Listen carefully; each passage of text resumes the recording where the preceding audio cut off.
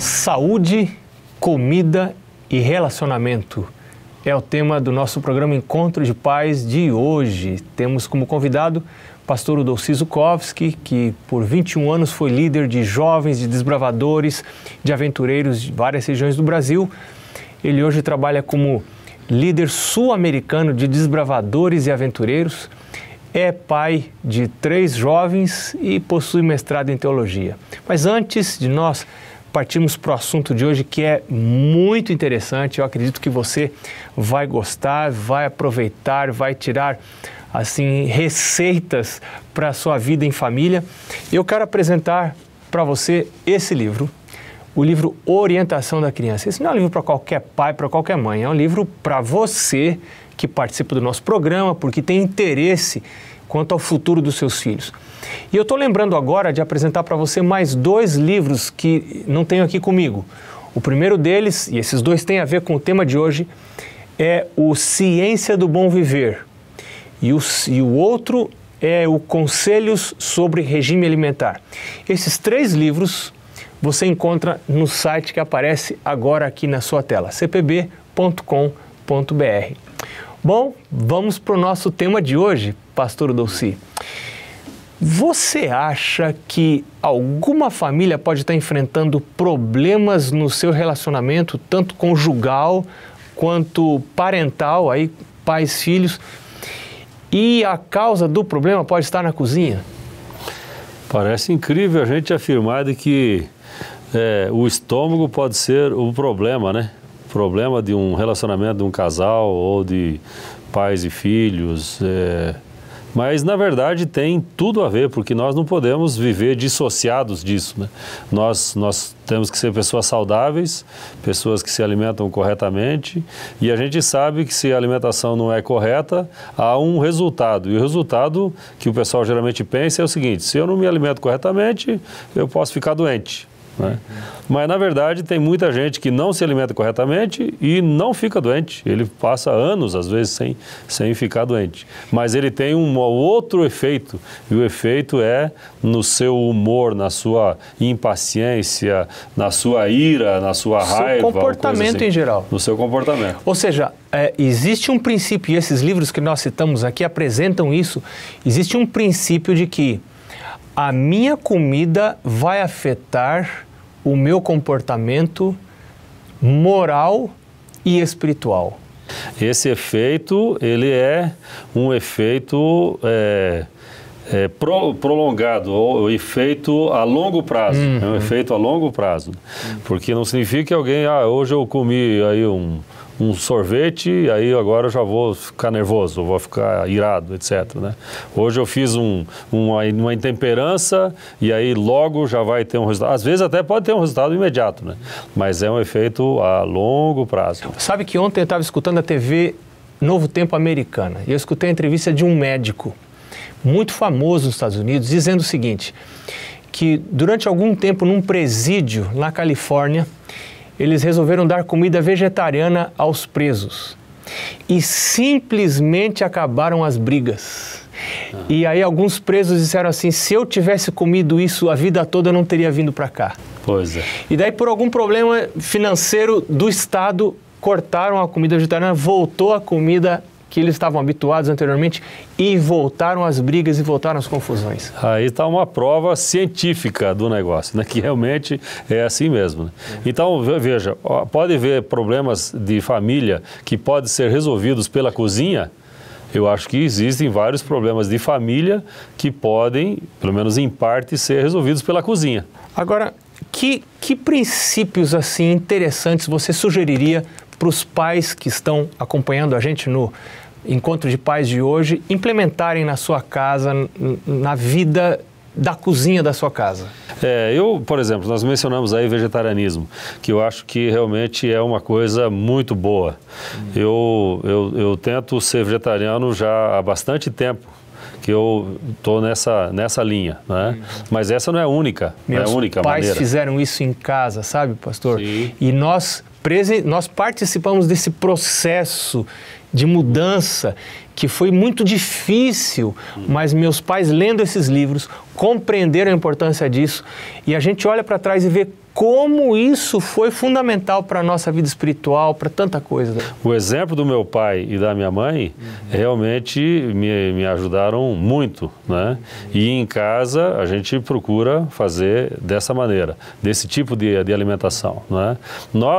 Eu já há mais tempo e minha esposa também, os filhos tentam acompanhar. Então nós temos a liberdade de alguém ser vegetariano ou não ser, mas isso na verdade não é questão de ponto de salvação, mas é ponto de saúde e de ajudar no relacionamento, porque a gente vê claramente que uma tendência animal é mais evidente numa pessoa que se alimenta de uma maneira que não é assim. Então veja, isso é uma das coisas que eu acho que os pais podem fazer uma tentativa.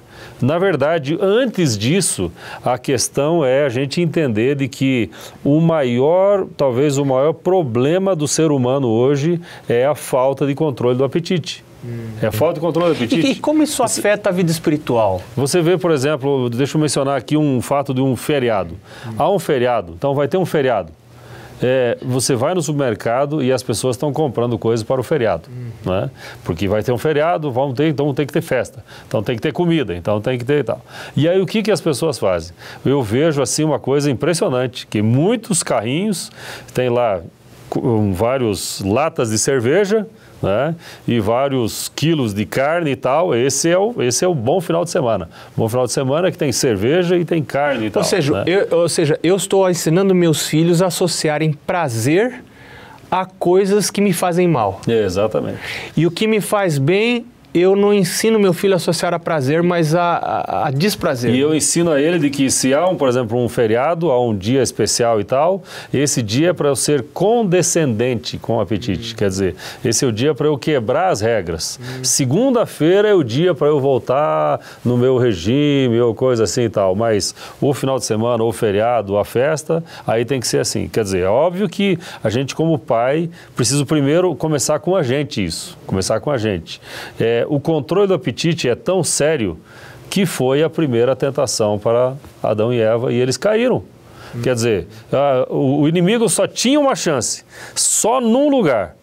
E a única coisa que ele podia fazer era jogar todas as cartas que ele tinha à disposição para derrotar. E ele fez o quê? Foi no apetite. Interessante que na história bíblica a comida desempenha um papel importante. Foi com comida que entrou o pecado. E a gente lembra também, talvez você ia até falar, que a primeira tentação de Jesus... Foi, exatamente. Ele venceu onde Adão e Eva não venceram, né? E parece que lá no Apocalipse a gente vê os salvos convidados a virem à mesa. Participarem das bodas, né? Então, a comida desempenha um papel, assim, muito importante. E esse assunto do apetite, realmente é um assunto que não se fala muito.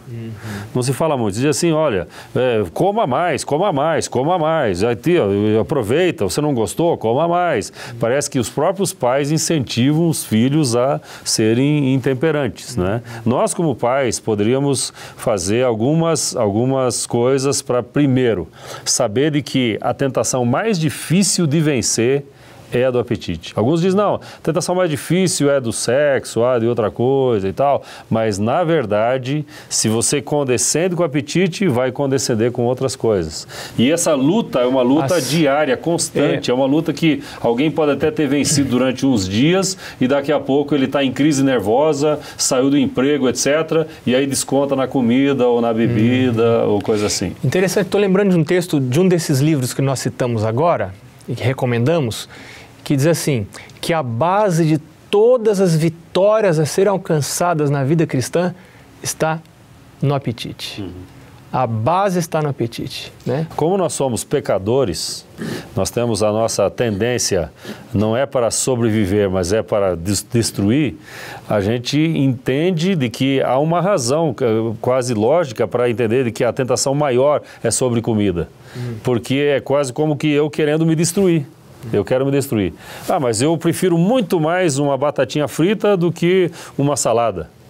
Por que será que você prefere tanto isso? E aí eu tenho que trabalhar em casa para mudar esses hábitos, mudar esses gostos. Mas o pessoal diz assim, não, mas o meu gosto não muda. Eu gosto disso, eu nunca gostei de fruta, nunca gostei de legume e nem de verdura, alguém pode dizer. Eu gosto é disso.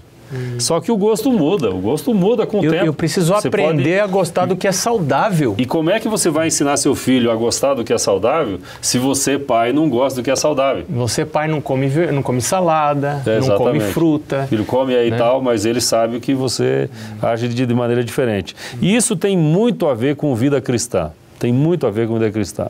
E isso não só porque aparece na Bíblia, não só porque a gente tem livros de orientação sobre apetite, mas tem muito a ver. E tem alguns que são vitoriosos num ponto do apetite e não são em outro. Por exemplo, o meu caso. Eu posso dizer do meu caso. Eu sou vegetariano já há algum tempo, procuro ser há algum tempo, já há muitos anos. Já. Mas o meu caso não era esse. Isso não é o meu problema para mim. O meu problema é que eu comia muito à noite. E de manhã cedo eu saía para os eventos, para as atividades, para os acampamentos e tal, e aí saía e não comia. E aí quando chegava em casa, ou muito cansado, 10, 11 horas da noite, uma fome de leão, então esse era o meu problema. Descontava, né? Aí eu descontava lá. E hoje, para você perder aquilo que você ganhou com o tempo, aí demora mais. Eu já mudei esse hábito, né? Mas era o meu hábito. Talvez alguma família tenha um outro hábito. Talvez comer não seja. Fora de hora, talvez seja não tem isso, limite nenhum. Que hoje está uma ênfase disso. Você tem muita facilidade de ter salgadinho, de ter isso, daquilo. Tudo à leva mão, no carro, rápido. leva lá e aí fica o dia inteiro. Não tem restrição nenhuma. Antigamente era mais difícil até para o filho abrir a geladeira, né? Que era aquele negócio e tal, mais difícil, né? Hoje a gente vê as crianças que parece que comem o tempo todo estão comendo. E é dever de quem fazer isso? De quem? Da creche que vai ensinar o filho lá? É dever de quem? Da tia que vem lá e traz chocolate, um monte de coisa? É dever de quem? Do avô que vem querendo agradar e aí leva de sorvete. Quer dizer, é dever dos pais. Agora, como que os pais vão ensinar os filhos o controle do apetite? Digamos, seu filho é adolescente. Como você vai agora trabalhar para o seu filho para ele controlar o apetite se não foi feito isso antes? Já desde o colo, já desde mamar na hora certa, não quando chora, mamar quando é a hora de mamar, né? Então esse eu acho que é um dos grandes desafios que nós pais temos hoje, de a gente, primeiro, pedir a misericórdia de Deus, a graça de Deus, o poder de Deus, para a gente ter o controle e fazer as mudanças que são necessárias para ir influenciar os nossos filhos e eles terem o controle do apetite. Muito obrigado, pastor Eudolci. Foi muito proveitoso esse programa de hoje, no Encontro de Pais. Eu estou me lembrando do texto de Paulo, se não me engano, é 1 Coríntios capítulo 9, que Paulo diz: eu esmurro o meu corpo e o reduzo à escravidão para que, porventura, não venha a ser desqualificado depois de ter pregado a outros, né? Então, Paulo estava falando dos seus hábitos pessoais, a importância do domínio próprio, né? Mais pena que nosso tempo acabou, nós vamos ficando por aqui, mas você continua aí com as perguntas que você pode baixar aqui neste site, há um PowerPoint com perguntas para você discutir em grupo aí com seus colegas pais que também estão buscando um futuro melhor para os filhos. Que Deus abençoe você, sua casa, sua família. Nós nos vemos no próximo Encontro de Pais. Até lá.